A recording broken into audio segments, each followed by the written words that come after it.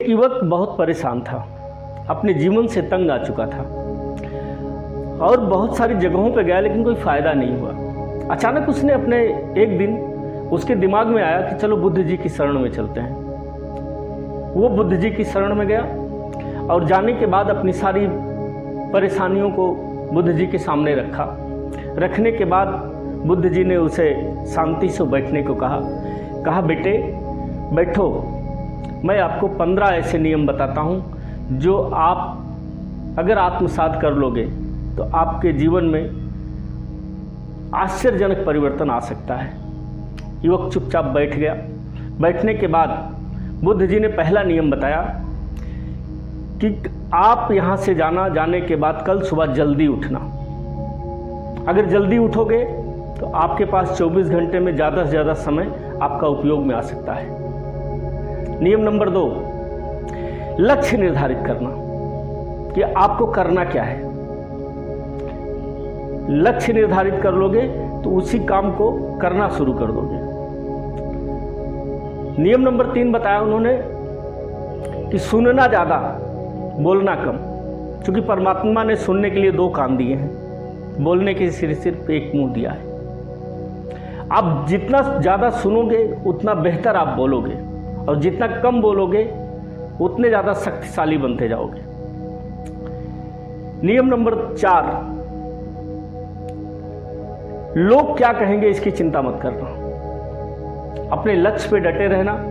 लोगों का काम है कहना, क्योंकि लोगों की सफल होने के बाद राय बदल जाती है। इसलिए लोगों को क्या कह रहे हैं, कौन क्या सोच रहा है आपके बारे में, इस पर चिंतित होने की आपको कोई ज़रूरत नहीं है। नियम नंबर 5, खुद की पहचान बनाना। वो चाहे लेखनी से, चाहे कहानी से, चाहे वीडियो से, चाहे समाज सेवा से, चाहे चिकित्सा से, चाहे शिक्षा से, जिस भी क्षेत्र में बनाना चाहते हो अपनी पहचान बनाना, खुद की पहचान बनाना। नियम नंबर 7, निर्णय लेना। जिसको भी लक्ष्य बना लिए हो उसे निर्णय लेना और अंतिम तक पहुंचाना। क्योंकि अक्सर होता है कि लोग लाश तो उठाते हैं, रास्ते में बदबू करने के लिए छोड़ जाते हैं। इसलिए जिस लाश को उठाना, घाट तक दफन करके आना, चाहे जो लक्ष्य आपने बनाया हुआ है। नंबर 7, अपने समय को लक्ष्य पे लगाना। अपने 24 घंटे को टाइम टेबल बना लेना और अपने उस जो आपने लक्ष्य निर्धारित किया है सारा का सारा समय उसी पे लगाना। फालतू की चीज नंबर 8 है कि फालतू की चीजों को इग्नोर करना।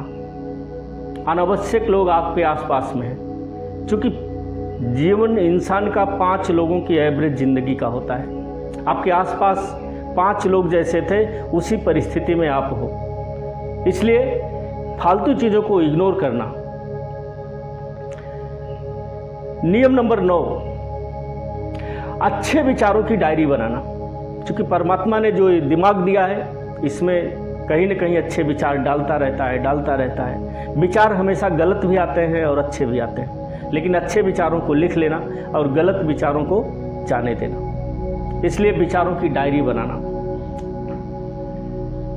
नियम नंबर 10, स्वस्थ रहना। किसी तरीके की नशा मत करना।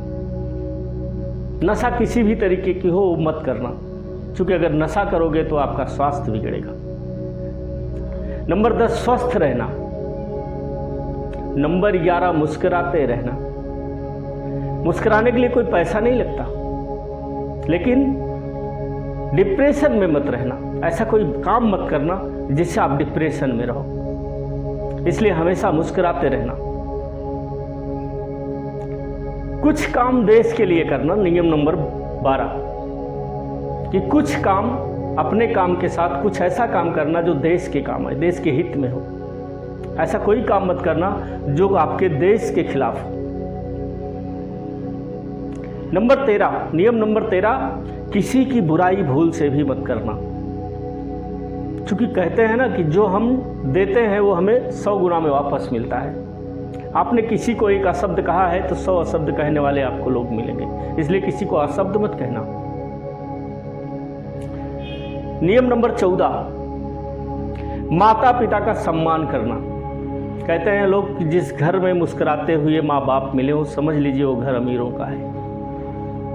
माँ बाप ने कैसे हमें पाल पोस के बड़ा किया है। हम गूंगे नहीं हैं, लूले लंगड़े नहीं हैं, अंधे नहीं हैं। हमारी सारी अगर हम स्वस्थ हैं तो उस माता पिता की मेहरबानी है जिन्होंने हमें पाल पोस के इतना बड़ा किया है। इसलिए कभी उनको ठेस मत पहुंचाना। नियम नंबर 15, पढ़ते रहना। विद्यार्थी जीवन के बाद लोग पढ़ना छोड़ देते हैं, लेकिन विद्यार्थी जीवन के बाद बहुत सारी ऐसी पुस्तकें हैं, बहुत सारे ऐसे विचार हैं जो आप अगर पढ़ते रहोगे तो निश्चित रूप से आपका माइंड पॉजिटिव वे में काम करेगा और पॉजिटिव रहेंगे। ऐसे महापुरुषों के किए हुए कार्यों को आप अंजाम तक पहुंचा सकते हैं। इसलिए पढ़ाई के बाद पढ़ना मत छोड़ना। नियम नंबर 16, किसी को निगेटिव मत करना। आप जिस भी परिवेश में रह रहे हो, जिस भी जगह रह रहे हो, कोई आपसे कोई सलाह लेता है तो अच्छी सलाह देना, लेकिन बट उसे निगेटिव मत करना कभी। ये 16 नियम बुद्ध जी ने बताए उस युवक को, और 16 नियम बताने के बाद वो आत्मसात किया और लेके चला गया। 1 साल बाद लौटा युवक, उसके जीवन में आश्चर्यजनक परिवर्तन हुआ था। बुद्ध की चरणों में गिर पड़ा और गुरु को बहुत बहुत धन्यवाद दिया कि गुरुदेव, काश आपने मुझे नियम ना बताए होते तो आज मेरा जीवन अस्त व्यस्त होना। साथियों, ये प्रयास कैसा लगा? अगर आपको लगे कि ये प्रयास अच्छा है तो इस वीडियो को like, share, comment, subscribe channel को जरूर करिएगा। नमस्कार, जय हिंद, जय भारत।